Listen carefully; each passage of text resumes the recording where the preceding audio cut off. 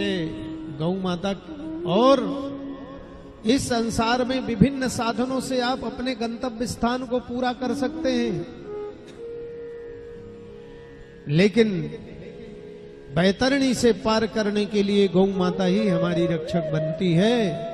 और जब हम गौशाला की गौओं की, अपने द्वारा पालित रक्षित गाय की रक्षा तो हम करें, बहुत अच्छी बात है, लेकिन जब गौशालाओं की गौ की रक्षा के लिए हम संकल्पबद्ध होते हैं, उनके लिए करते हैं, तो वैतरणी के चारों तरफ गौ खड़ी रहती हैं।